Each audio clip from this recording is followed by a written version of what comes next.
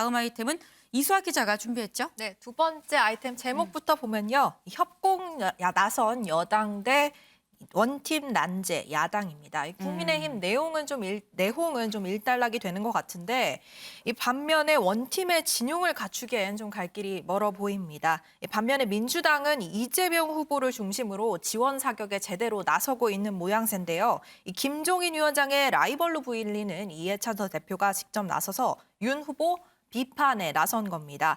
이 전 대표는 윤 후보의 여가부 폐지 공약에 대해서 마구잡이로 내뱉는 수준이다. 한심하고 고약하다라고 수위 높은 발언을 하는가 하면 이 검찰 신문하면서 사람 말을 문지르듯이 툭 내뱉는다고 정책이 되는 것이 아니다라고도 말했습니다. 네.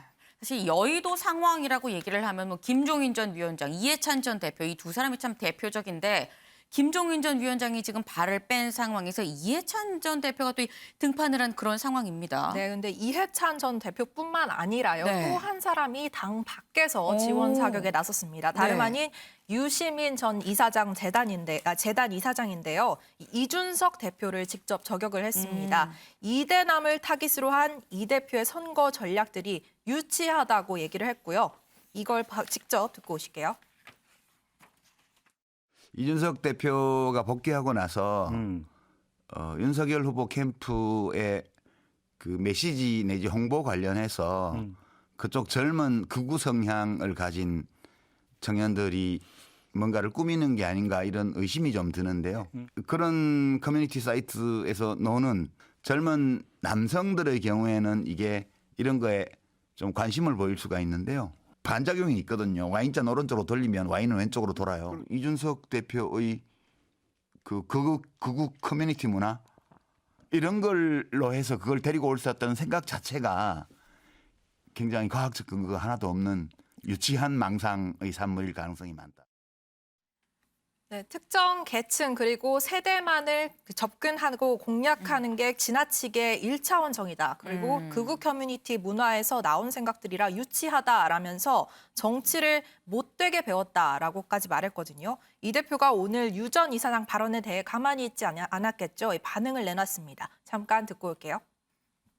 뭐 자기랑 생각이 다르면 극우라고 하는 것 자체가 예. 기본적으로 꼰대 전형이죠. 예. 유시민 그 전 이사장께서 예측한 것 중에 그렇게 맞는 게 많지는 않습니다. 그냥 두서없이 던지는 그런 어떤 상황이 많은 것 같은데 네. 그런 일이 반복되다 보니까 본인의 스피커로서의 영향력이라는 것이 갈수록 실추되어가고 있다는 거를 좀 아셔야 될 것 같습니다. 그래서 지금 더 이상 뭐 이 상황에서 젊은 세대가 생각하는 바를 저희가 투영한다고 해가지고 그게 극우라고 표현한다든지 하는 것 자체가 본인 빼곤 다 극우라는 얘기 아닌지 굉장히 궁금합니다.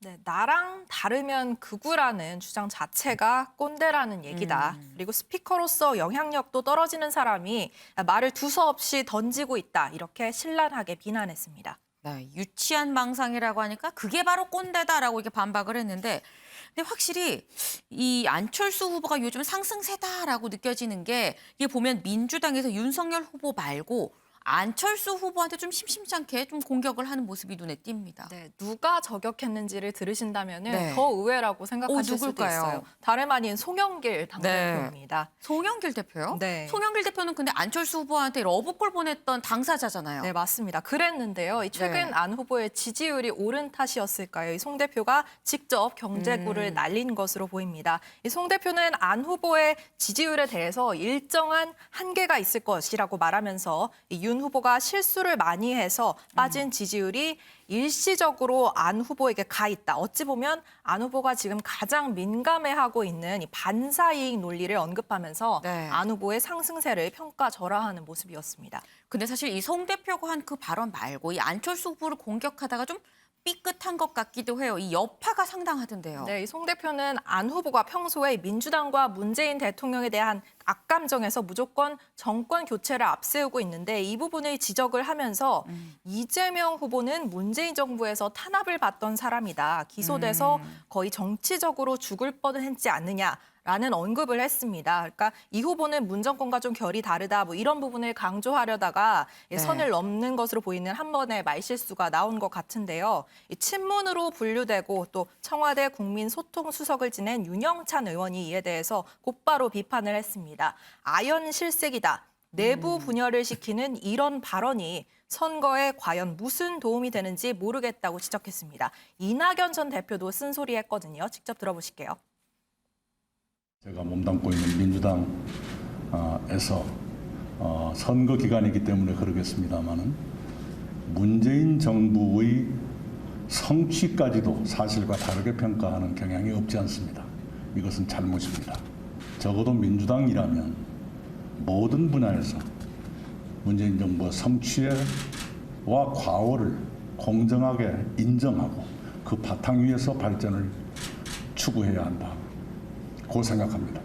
그런 태도가 민주당이 국민의 신뢰를 더 많이 받는 길이다라고 믿습니다. 문정부의 성취까지 비하하지 말라라면서 이 쓴소리를 하는 모습까지 보고 오셨습니다. 네, 사실 이 친문 비문의 문제가 이재명의 민주당 굉장히 좀 이 일사불란했었던 이 민주당의 모습에서 좀 한동안 잊혀져 있었는데 좀 수면 위로 언제든 좀 올라올 수 있는 그런 상황이 아닌가라는 좀 생각이 드는데 근데 어쨌거나 민주당은 그럼에도 불구하고 지금 하나로 좀 똘똘 뭉치고 있는 그런 상황이잖아요.